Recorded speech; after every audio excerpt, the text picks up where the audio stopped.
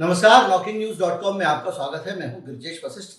आज हम बात करेंगे गोदी मीडिया या ओवरऑल जो मीडिया की इस वक्त स्थिति है, अंग्रेजी मीडिया, हिंदी मीडिया और उसके अंदर काम करने वाला पत्रकार किस तरह घुट रहा है, ये आज हम देखेंगे।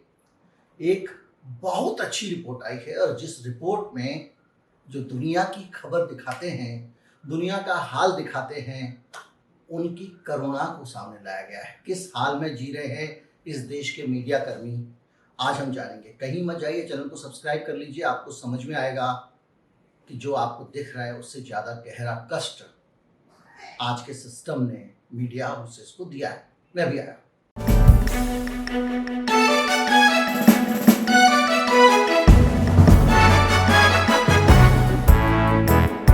जब जब कोई दर्दनाक खबर आती है, कहीं हादसा हो जाए, कहीं पे हत्या हो जाए, खून खच्चर की तस्वीरें हों या फिर मणिपुर जैसी तस्वीरें हों, सबसे पहले मीडिया कर्मी ही उनसे दो चार होते हैं। आपके पास जो पहुंचती हैं उन तस्वीरों में से ज़्यादातर तस्वीरों को वो देखकर और उसमें जो जनता तक नहीं पहुंचने चाहिए, जो हृदय विदारक हैं, घृणित हैं, दहला देने वाली हैं, उन सारी तस्वीरों को या तो काट छाट के साथ आप तक पहुंचाते हैं, जो लेकिन जो भी है, इमोशंस के मामले में मीडिया कर्मी काफ़ी हद तक अपने आप को नियंत्रित रखते हैं। अगर ना रखें तो ये काम कैसे करेंगे। लेकिन सबके बावजूद कुछ मीडिया कर्मी आत्महत्या कर लेते हैं। आप कल्पना कर लें, इस तरह के सख्त जान वाले प्रोफेशन में रहने के बाद भी आत्महत्या करने को विवश हो जाते हैं। एक सर्वे आया है CSGS लोक नीति का, और ये सर्वे मीडिया कर्मियों की जो हालत है, जो वर्किंग कंडीशंस हैं, जिन हालात में वो काम कर रहे हैं, वो आपके सामने रखी गई है। जिसको आप गोदी मीडिया, बिकाऊ मीडिया जो जो कहते हैं, उस सब के अंदर की कहानी ये है। सर्वे कहता है कि जो मीडिया हाउसेस में काम करते हैं लोग, उनके ऊपर इतना प्रेशर होता है, इतनी परेशानियां झेलते हैं। अभी आप आगे समझेंगे किस किस तरह की परेशानियां झेलते हैं कि 85% लोग जो मेंटल हेल्थ के इश्यूज है ना, उनसे जूझ रहे होते हैं। उनको अचानक फ़ोन से डर लगने लगता है, कोई फ़ोन की घंटी नहीं उठाता है, तरह तरह की चीज़ें हैं। और इसी तरह से जो 85% पुरुष महिलाएं मेंटल हेल्थ से जूझ रही हैं, जो न्यूज़ रूम में काम कर रही हैं, और 66% पुरुष मानसिक रूप से बीमार हो जाते हैं मीडिया के प्रेशर को झेलते झेलते। इसके अलावा उनके व्यक्तिगत स्वास्थ्य पे बुरा असर कर पड़ता है, खासतौर पे जो शिफ्ट पे काम करते हैं। जो रिपोर्टर को भी आप देखते होंगे, हर समय ट्रैवल करते रहते हैं, अभी यहाँ हो गया, अभी वहाँ हो गया। मेरे साथ एक एंकर थी, जाने माने किसी चैनल की, इंदौर में गई हुई थी। जब मुझे पुरस्कृत किया गया था, उनको भी बुलाया गया था और अचानक उन्हें आना पड़ा क्योंकि एक बड़ी दुर्घटना हो गई थी। और वो सारा काम छोड़ के अगली फ्लाइट से आप आइए और एंकरिंग करिए। ये प्रेशर है। इसके अलावा पर्सनल हेल्थ पे उनके असर पड़ता है। इसके अलावा प्रोफेशनल ओवरलोड जो है, उसकी कीमत परिवार चुकाता है। सातों दिन आ रहे हैं, नाइट शिफ्ट लगी हुई है भैया, 2-2 महीने नाइट शिफ्ट किए जा रहा आदमी। नाइट शिफ्ट से दूसरे दिन डे शिफ्ट में आना है। कई जुर्म जाती करने वाले ऐसे मूड सुपरवाइजर होते हैं कि आपको रात को आज आपने काम किया, अगले दिन ही आ जाइए आप। समझदार लोग होते हैं, वो कहते हैं कि भैया ऑफ बीच में पड़े, उसके बाद शिफ्ट बदलनी है। ये सब लोग झेलते हैं। इसके अलावा जो सर्वेयर है, उसने बहुत सारी चीजें मार्क की हैं, और उसमें सबसे अफसोसनाक स्थिति ये है कि जब आप पत्रकारिता में आते हैं, अब असली चीज़ों पे आइए जो तनाव पैदा कर रही हैं। जब आप पत्रकारिता में आते हैं तो कुछ करने के लिए आते हैं, कुछ बेहतर करने के लिए आते हैं, कुछ समाज की भलाई करने के लिए आते हैं और समाज को सुरक्षित बनाने के लिए आते हैं। लेकिन जब आप न्यूज़ रूम में पहुंचते हैं अपने उन सारे अरमानों को लेकर, वहाँ आपको पता चलता है कि आपका जो पूरा जो एनवायरनमेंट है न्यूज़ रूम का, उसमें आप ईमानदारी से काम नहीं कर सकते हैं। 75% पत्रकारों ने माना कि उनके दफ्तर का, इसमें हिंदी अंग्रेजी वाले दोनों हैं, उनके दफ्तर का जो पूरा वातावरण है वो एक पार्टी के पक्ष में है। यानी वहाँ पे ऐसा माहौल बनाया गया है कि जो आदमी उस आदमी के पार्टी के पक्ष में नहीं है, उसके लिए दिक्कतें हैं। इसके अलावा ये भी 82% लोगों ने कहा, सिर्फ 18% छोड़ के, एक खास पार्टी, एक खास पार्टी को उनकी कंपनी, उनके मालिक फेवर करते हैं। मैं कई बार आपको बोल चुका हूँ, मैं एंकर्स को गालियां देते हैं, एंकर्स की गलती नहीं है, कुछ लोगों को छोड़ दीजिए, बाकी ज्यादातर वो करते हैं जो उनके चैनल का एजेंडा, और चैनल का एजेंडा वो है जो मालिकों ने तय किया है, और मालिकों ने जो तय किया है वो कहीं और से तय हो रहा है। कुछ मालिक अपने चैनल को बंद होने से बचाने के लिए ऐसा कर रहे हैं, कुछ जेल जाने से बचने के लिए, वहां भी ईडी आती है, सिर्फ नेताओं के ऊपर नहीं आती है। कुछ लोग अपना जो है वो ऑर्गेनाइजेशन बचाने के लिए कुछ, अब आप सोचिए, मैं एक उदाहरण देता हूँ, आज तक के मालिक हैं, उन्होंने पूरी 80 साल से ज्यादा उम्र है, पूरे जीवन बढ़िया पत्रकारिता की। उस दिन खड़े होकर वो मोदी जी को मस्का लगा रहे थे। आज अगर वो उतनी ही, मैंने कहा कि यार क्या हो गया, एपी को इतने सीनियर आदमी है और इनका तो इतना अच्छा ब्राइट रिकॉर्ड है, हम सब लोग इंस्पायर करते थे, मालिकों में मिसाल दी जाती थी कि ऐसा मालिक होना चाहिए। तो मुझसे एक आज तक के सहयोगी ने कहा है, कभी की पार्टी में मुलाकात हुई थी, विजय जी एक बात बताइए, उनकी बेटी चला रही है पूरा संस्थान, कौन बाप चाहेगा कि उसकी बेटी को बिना कसूर के कोई जेल में डाल दे? यानी ये पूरा का पूरा प्रेशर कहीं ना कहीं से है जो आपके मालिकों को किसी एक पार्टी के पक्ष में काम करने को मजबूर कर रहा है। मालिक न्यूज रूम पे दबाव डाल रहा है, न्यूज रूम के निष्पक्ष पत्रकार तड़प रहे हैं, और 82% लोग कह रहे हैं कि जो एक खास पार्टी को समर्थन करते हैं मालिक लोग, 82%। ये लोक नीति और CSDS का सर्वे है, बहुत प्रतिष्ठित संस्थान है, अभी तक इसके ऊपर किसी प्रकार के सर्वे मैनिपुलेशन का कोई आरोप नहीं लगा है, कोई पेड सर्वे करने का आरोप नहीं लगा है, और ये लोग अपने डाटा को लेकर बहुत सजग रहते हैं। इसके साथ साथ जो निष्पक्ष पत्रकार हैं उनको अलग रखते हैं। एक इन जनरल पत्रकारों को लेकर अगर आप सर्वे करें तो 82% ये मानते हैं कि जो मीडिया संस्थान हैं वो भारतीय जनता पार्टी यानी बीजेपी के पक्ष में खड़े हैं। संस्थान मतलब मालिकान, मालिक, कैपिटलिस्ट, पूंजीपति। और अगर इसमें आप जो इंडिपेंडेंट पत्रकार हैं उनको भी शामिल कर दें, यानी जो किसी कंपनी में नौकरी नहीं करते हैं, तो ये संख्या 89% हो जाती है। 89% पत्रकार मानते हैं कि मालिक बीजेपी के साथ खड़ा है।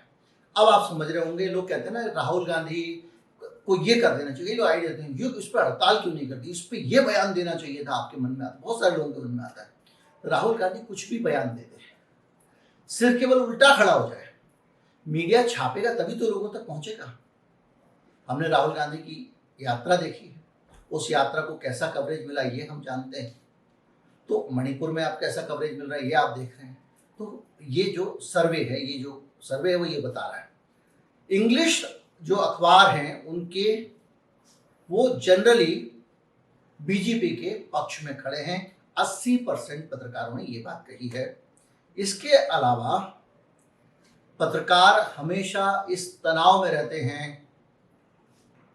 कि उनकी नौकरी चली जाएगी अगर वो एक खास पॉलिटिकल गुट में शामिल नहीं हुए। अगर आप सोचें कि अमन चोपड़ा जहर नहीं बोएगा, उसकी जगह पे कोई और एंकर खड़ा कर दिया जाएगा, उसको नाली में फ्लैश कर दिया जाएगा। और ये स्थिति कम हो, देखिए मैं कुछ लोग, सुधीर चौधरी हैं जैसे, रजत शर्मा है, इन लोगों पर असर नहीं पड़ेगा, अर्नब गोस्वामी पर असर नहीं पड़ेगा, ये लोग नेक्स्ट लेवल के लोग हैं, मतलब ये तो सीधे वहीं से कनेक्ट होते हैं, और वहां पे जब सरकार बदलेगी तो ये उसमें भी मैनेज कर लेंगे, तो ये बड़े बड़े लोग हैं। लेकिन जो आम पत्रकार है, जो एंकर है, अंजना ओम कश्यप पे भी आप देखिए, अगर आप याद करें तो अंजना ओम कश्यप जो है वो कितना फायर ब्रांड एंकर होती थी जब वो एबीपी न्यूज में थी, किस तरह से सभी की धज्जियां उड़ा देती थी इन्हीं बीजेपी वालों की। लेकिन नौकरी करनी है ना आपको, अगर आप देखिए, आप टीवी से हट जाएंगे पहले तो आपका चेहरा हट जाएगा, नौकरी चली जाएगी। पंडित प्रसून वाजपेयी का उदाहरण है, अभिसार शर्मा का उदाहरण है, अजीत अंजुम का उदाहरण है, बहुत उदाहरण है आपके सामने। वो तो आप लोगों ने प्यार दिया है तो यहाँ पे लोग खड़े हुए हैं, तो इसलिए वो हमेशा नौकरी जाने के खतरे में जीते रहते हैं। अनफेयर तरीके से मुस्लिम कम्युनिटी को टारगेट किया जाता है न्यूज मीडिया के अंदर। इसको लेकर जब राय मांगी गई 26% लोगों ने कहा एग्री, 26% ने कहा डिसएग्री, दोनों मिला के हो गया 52%, 48% ने कहा इस चक्कर में कुछ बोल ही नहीं। लेकिन इस पे एक कहें तो बटी हुई राय है पत्रकारों में। आधे पत्रकार मानते हैं कि मुसलमानों को अनफेयर तरीके से टारगेट किया जा रहा है, आगे नहीं मानते हैं। यानी देखिए, पत्रकार कह रहा है 82%, 89% पत्रकार कह रहे हैं कि ये बीजेपी के पक्ष में काम करते हैं, लेकिन मुसलमानों को टारगेट करते हैं, इस पे वो स्प्लिट हो जा रहा है। इससे साफ पता चलता है कि बीजेपी का एजेंडा है, उसके कारण ही मुसलमानों के खिलाफ है। अगर बीजेपी का एजेंडा ना हो तो मुसलमानों की, इस डाटा को इस तरह से आप रीड कर सकते हैं। इसके साथ साथ सोशल मीडिया पे जो डिजिटल हरासमेंट होता है, डिजिटल हरासमेंट आप लोग नहीं जानते हो तो आप समझ लीजिए, मैंने ट्वीट डाला, जैसे आशुतोष को ही ट्वीट करते थे तो 200-250 लोग जो है वो पहले आके कलुए कलुए लिख देते थे उस पर, या आशुतोष की एक बार वो रो पड़े थे वो वाली फोटो लगा देते थे। आपको घेर के मारते हैं ट्विटर पे। मेरे पास भी कुछ लोग आते हैं 2 रुपये वाले, उनका बहुत सम्मान देता हूँ। मेरे घर में आपको बताऊं कि एक छोटा सा किस्सा बता देता हूँ। मैंने जब पहला मकान खरीदा था, छोटा सा घर था, आ गए ढोलक वोलक लेके बजाने वाले, श्रीमती जी ने कहा आइए स्वागत है, बढ़िया उनको शरबत वरबत पिलाया, सोफे पे बिठाया, और जब परफॉर्मेंस का नंबर आया तो उनसे कहा करना है परफॉर्मेंस तो कर दो। फिर वो इतना खुश हो गए, उन्होंने पूछा कितने पैसे दे दें, उन्होंने कहा तेरे को जो देना है बेटा दे दे। वाइफ ने उनको, उस वक्त पुराने ज़माने की बात है, 1500 रुपये दिए, खुशी खुशी चले गए। उसके बाद मोहल्ले में जहाँ भी आते थे वो हमारी बालकनी में देख के एक बार हाथ जरूर लाते थे। तो ये प्यार जो होता है ना, तो मैं ये जो 2 रुपये वाले आते हैं उनको कभी बुरा भला नहीं कहता, उनको बहुत प्यार से देता हूँ, निंदक नियरे राखी टाइप का आते रहते हैं। लेकिन आप जब 1000 लोग आपके पीछे पड़ जाएंगे, जब लोग 2 रुपये लेके आपको छोड़ा जाएगा कि जाके तेरे को बेइज्जत करके आना है, जब मशीन से ऑटोमेटेड टाइप के एक जैसे ट्वीट हजारों हैंडल से आएंगे, तब आप नहीं बच पाएंगे। तो इस हरासमेंट पे जो मांगा गया है, तो उसमें एक सोशल मीडिया पॉलिसी पे भी बहुत बड़ी बात की गई है, और ये कहा गया है कि क्या सोशल मीडिया पॉलिसीज फेयर हैं। भाई सोशल मीडिया के भी तो नियम होते हैं ना, कि आपने कोविड पे ये बोल दिया तो उड़ा देंगे, फला होगा तो उड़ा देंगे। 50% पत्रकारों ने कहा फेयर नहीं है, यानी आधे पत्रकार मानते हैं। और मैं आपको उदाहरण दे सकता हूँ, मेघालय वाली जो तस्वीर, ये जो मणिपुर वाली तस्वीर थी जिसमें महिलाओं को परेड कराया गया था, उसके ब्लर किए हुए विजुअल हो, कैसे भी विजुअल हो, इन्होंने उस विजुअल को हटाने के बहाने वो सारी कवरेज जो सरकार के खिलाफ थी उसको उड़ा दिया। फेसबुक पे कितनी भी नफरती कोई पोस्ट हो, आप रिपोर्ट करके देख लीजिए, आपको एंटरटेन नहीं करेगा। फेसबुक पे मेरा 4 लाख फॉलोअर्स वाला पेज हैक हो गया, हैक करने के बाद फेसबुक ने उसको ब्लॉक कर दिया। फेसबुक उसको एंटरटेन करने को तैयारी नहीं है, पुलिस रिपोर्ट हो गई है, FIR हो गई, सब कुछ हो गया है, ना हाँ में जवाब दे रहा है, ना में जवाब दे रहा है।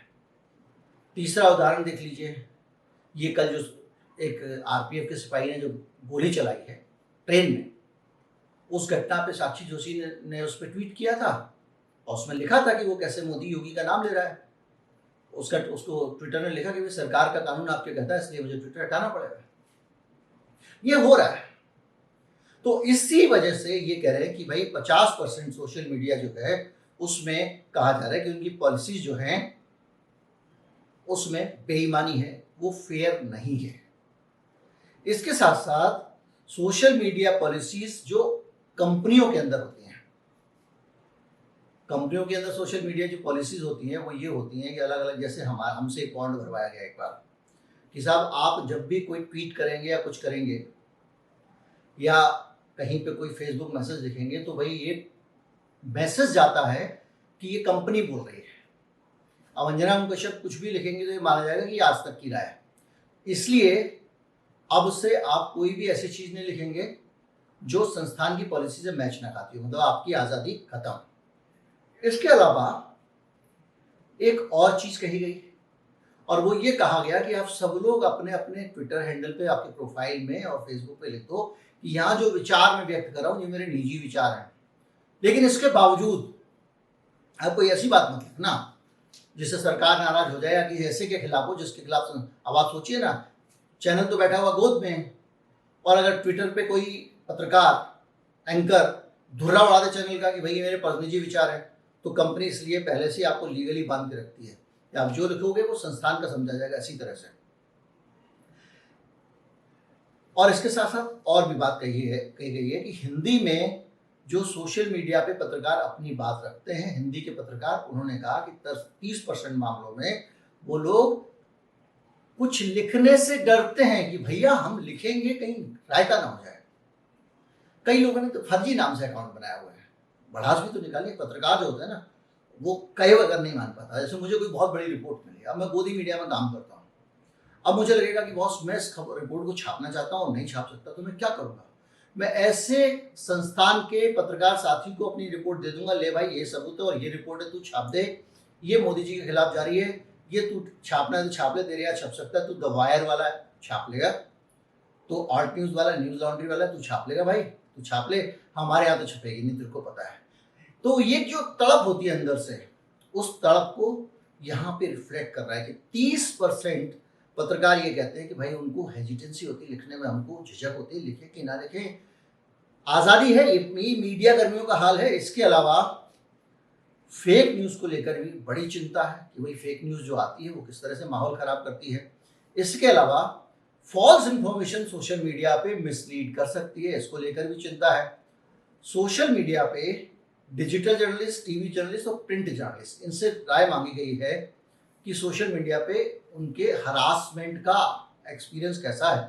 तो डिजिटल पत्रकारों ने कहा 78% ने कहा हाँ हरासमेंट होता है, टीवी वालों ने कहा 55% हाँ हरासमेंट होता है, और प्रिंट वालों ने कहा 54% कि हाँ हरासमेंट होता है। और इसके साथ साथ महिला पत्रकारों ने कहा कि प्राइवेसी को लेकर ट्विटर और फेसबुक पे वो बहुत अनसेफ फील करती हैं।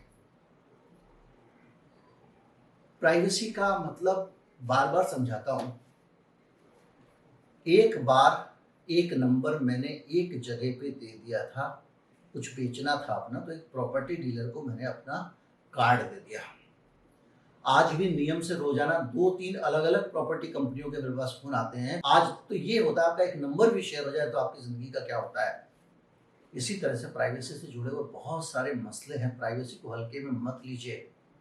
पत्रकार डरती हैं उसको लेकर। इसके अलावा प्रेस की जो आज़ादी है न्यूज़पेपर्स में वो कम हो गई है क्या, ये पूछा गया। 72% लोगों ने कहा अब कोई आज़ादी नहीं बची है, आज़ादी छीन ली गई है। CSDS लोक नीति का सर्वे है। इसके अलावा पत्रकारों, जो स्वतंत्र पत्रकार हैं, उनके बीच में फ्रीडम जो है प्रेस की, क्या वो कम हो गई, ये पूछा गया। 71% स्वतंत्र पत्रकारों ने कहा हाँ कम हुई है। और ये मैं जानता हूँ, जब मैं कुछ कहता हूँ तो खुल के कह पाता हूँ, लेकिन फिर भी मुझे कई बार बगैर खुले कुछ कहना पड़ता है, क्योंकि मुझे पता है कि जो पॉलिसीज हैं उसमें ये मुझे बोलने के अधिकार छीन लेंगे, मैं क्या करूँगा। इसके साथ साथ कुछ लोगों का मानना ये है कि जो रीजनल मीडिया है वो बेटर काम कर रहा है। जैसे टेलीग्राफ आप देख लीजिए, द हिंदू देख लीजिए, आप दूसरे मीडिया है, इंडियन एक्सप्रेस को ही देख लीजिए आप, तो जो साउथ के एडिशंस हैं, ये लोग बेहतर काम कर रहे हैं, ये एक राय आई है। इसके अलावा जेंडर रिलेटेड डिस्क्रिमिनेशन भी महसूस किया है वर्क प्लेस पे। ये चीज़ें कुछ न्यूज़ रूम में अभी भी होती हैं कि ये कठिन स्टोरी है, इसमें लड़की को मत भेजो इसमें, लेकिन इसका उल्टा भी होता है काफ़ी हद तक। जो है वो डिस्क्रिमिनेशन कहें ना कहें कि भाई महिला है तो नाइट ड्यूटी ना लगाओ, हमारे जैसे सुपरवाइजर। कुछ लोग ऐसे होते हैं जो कहते हैं भाई साहब महिला को, जैसे एक सेंसिटिव ऑर्गेनाइजेशन होगा वो कहेगा कि भाई रात को अगर वो ड्यूटी करके 1 बजे घर पहुंच रही है, सबसे पहले फीमेल को उतारो और उसके बाद में बाकी लोग जाओ, ताकि महिला आप 4 लोगों के रहते रहते सुरक्षित तरीके से घर चली जाए। लेकिन लोग कहते हैं मैं पहले उल्टा क्यों जाऊं जी, तो वो लोग कहते हैं डिस्क्रिमिनेशन। तो लेकिन है, थोड़ा बहुत कहीं ना कहीं है। इसके साथ साथ पॉलिटिकल ओपिनियंस को लेकर भी डिस्क्रिमिनेशन है, ये बहुत बड़ी बात है। न्यूज रूम में अगर आप वामपंथी हैं तो जो वहां संघ के कोटे थे, यहाँ से वहां से फोन करा के भर्ती हुए हैं, वो सब लोग आपका जीना मुश्किल कर देंगे। कई न्यूज चैनल्स में अड्डे की तरह बन गई हैं, एक डेस्क बन गई है, वहां पे वो नोटों में चिप की चर्चा करेंगे, कुछ भी करेंगे, और वो वहां पे उस इलाके में जो है वो 8-10 इकट्ठे एक जैसे हो जाते हैं, और आप कितने भी बड़े हों सीनियर, वो आपको अपमानित करने 1 सेकंड लगाते हैं, सिर्फ विचारधारा के आधार पर और सिर्फ पार्टी के आधार पर। तो जो वहां पे आज की तारीख में गोदी मीडिया के अंदर काम कर रहे हैं और जो विचारों से सहमत नहीं हैं इस गोदिया मीडिया वाले जर्नलिज्म के, वो लोग बहुत ज़्यादा भेदभाव सहते हैं। उनको अप्रेजल इंक्रीमेंट में भी परेशानी होती है, काम में भी परेशानी होती है, उनके काम को बार बार चेक भी किया जाता है कि कोई बम ना फोड़ दे। तो ये जो पॉलिटिकल ओपिनियन के बेसिस पे डिस्क्रिमिनेशन होता है, भेदभाव होता है, इसकी शिकायत भी पत्रकारों ने की है। इसके अलावा पत्रकारों के जो स्टैंडर्ड है काम करने का न्यूज़ ऑर्गेनाइजेशन में, उसको लेकर भी असंतोष है। 25% लोग कहते हैं कि थोड़ा डिससेटिस्फाइड हैं और 13% पूरी तरह। एक उदासी भी है, एक चिंता भी है। 43% पत्रकारों ने इसको जाहिर किया है कि आने वाला समय न्यूज़ चैनल्स का जो फ्यूचर है उसको लेकर बहुत उम्मीद नहीं है। यानी मैं मीडिया में काम करते एक व्यक्ति हैं, बड़े अच्छे सहयोगी थे आज तक में हमारे। अब उन्होंने पोहे का ठेला लगा लिया है आज तक के दफ्तर के सामने, पत्रकार पोहे वाला लिख दिया है। क्यों? क्योंकि उन्होंने जो अपने जीवन में अनुभव किया, उनको लगा कोई भविष्य यहाँ पे है नहीं, भेदभाव चल रहा है, गोदी मीडिया 50 से पोहे बेचना ज़्यादा अच्छा। वो बहुत अच्छे पोहे बनाते हैं। तो ये जो है ये एक तरह की चीज़ है। तो फ्यूचर और भविष्य में अखबारों के स्वतंत्र रहने को लेकर भी 22% लोगों को भरोसा नहीं है कि अखबार स्वतंत्र रह पाएंगे भविष्य में। मेरी निजी राय पूछे तो ना थे, ना है, ना रहेंगे।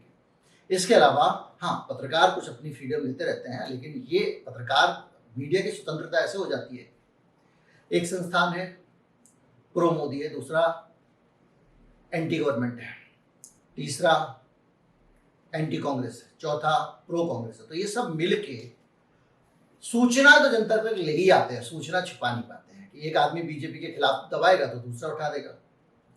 इस तरह से ये एक अच्छी चीज है जिसके कारण मीडिया में अगर आप एक संस्थान देखें तो वो डिपेंडेंट नहीं है, वो इंडिपेंडेंट नहीं है, लेकिन एक गुलदस्ता देखें तो मीडिया इंडिपेंडेंट है। इसके अलावा डिजिटल मीडिया में क्या भविष्य स्वतंत्र है, निश्चित है कि आप आज़ादी रहेगी, इसको लेकर सिर्फ 16% लोग कहते हैं कि हाँ निश्चिंत रहें, सुरक्षित है भविष्य। 84% मानते हैं जो आज मैं कह पा रहा हूँ वो शायद भविष्य में ना कह पाऊँ। CSDC लोक नीति सर्वे, इसके साथ साथ बहुत सारे संख्या में लोग नौकरी छोड़ने की फेर में हैं और छोड़ना चाहते हैं। अब आपके दिमाग में आया होगा कि कौन से पत्रकारों से कहाँ कितने लोगों से पूछाया। ये CSDS वाला सैंपल बताना जरूरी है ना, सर्वे बता रहे हैं तो सुन लीजिए। इसमें 75% पुरुष पत्रकार, 25% महिला पत्रकारों को लिया गया, समझ रहे हैं साहब। और ये सर्वे जो हुआ है ये इसके अलावा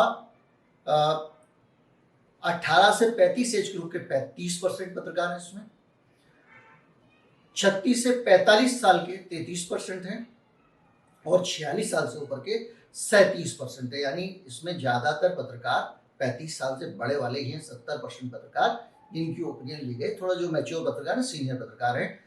41% हिंदी के पत्रकार हैं, 32% अंग्रेजी के पत्रकार हैं, अन्य भाषाओं के 27% पत्रकार हैं इसमें। यानी बड़ा एक जिसको कहते हैं स्पेक्ट्रम बड़ा अच्छा है। इसके अलावा एंट्री लेवल के 3 पत्रकार हैं जो न्यूज़ नया शुरू करते हैं, साल भर के एक्सपीरियंस वाले। जूनियर लेवल के 6 हैं, मिडिल लेवल के 35 हैं और सीनियर लेवल के 56 पत्रकार हैं। इस 56% ये सारा परसेंट है, तो इसमें जो 56% सीनियर पत्रकारों से बात की गई है जिन्होंने पहले का दौर भी देखा है, वो ज़्यादा अच्छे तरह से राय दे सकते हैं। इसके अलावा फ्रीलांसर भी 27% लिए गए हैं और जो नौकरी कर रहे हैं मीडिया हाउसेस में वो भी लिए गए हैं। और इसके अलावा 6 जो दोनों काम कर रहे हैं, उसमें 9 है। कुल मिला के 64% नौकरी करने वाले हैं, 27% फ्रीलांसर हैं और 9% ऐसे हैं जो एक गुलदस्ता है। जो भी है एक बेहतरीन तस्वीर मीडिया हाउसेस के अंदर की निकल के आती है। जो लोग, जो बच्चे पत्रकार बनना चाहते हैं, जिनके जीवन में पत्रकार बनने का मतलब है कैमरे के सामने ऐसे माइक लेके खड़ा होना, वो हकीकत जान लें। अब इसमें बहुत सारे और पहलू भी शामिल नहीं हैं। कितना पैसा मिलता है पत्रकार को, कितना वेतन मिलता है, किस तरह के मीडिया हाउस में कितना वेतन मिलता है, दूसरी इंडस्ट्री के मुकाबले कितना कम उनको पे किया जाता है, कितने पत्रकार ऐसे हैं। बहुत कम लोग हैं जो हमारे जैसी आर्थिक हालत में भी हैं, बहुत बुरा हाल है। कई लोग हैं सालों से बेरोजगार हैं। काम नहीं मिल रहा है। उन्होंने अगर सोशल मीडिया वगैरह पे ट्राई किया, नहीं उन लोगों को क्लिक किया, नहीं अच्छा लगा। बहुत सारे पत्रकार हैं, बड़ी संख्या में, बहुत बड़ा संघर्ष है। तो उतनी गुलाबी तस्वीर नहीं है, जो नए जर्नलिज्म के स्टूडेंट्स आने वाले हैं वो समझ लें। बहरहाल, आज सुप्रीम कोर्ट पे सुप्रीम कोर्ट पे में सुनवाई हुई है मणिपुर पे, कल भी हुई थी, लगातार सुनवाई चल रही है। न्यूज़ बुलेटिन्स वाले आपको दिखा रहे हैं। एनालिसिस करने के लिए इसमें भी पर्याप्त सामग्री है, लेकिन फिर भी और पक जाने देना चाहता हूँ उस खबर को, तब मैं सुप्रीम कोर्ट का वीडियो लेके आऊँगा। अभी आप फुटकर में जानकारी जो आ रही है उसको लेते रहें। उम्मीद करता हूँ ये वीडियो आपको अच्छा लगा होगा, इसके ज़रिए आप मीडिया को समझा होगा आपने। अच्छा लगा हो तो ज़्यादा से ज़्यादा लोगों तक पहुँचाएँ, चैनल को सब्सक्राइब कर लें। नमस्कार, जय हिंद।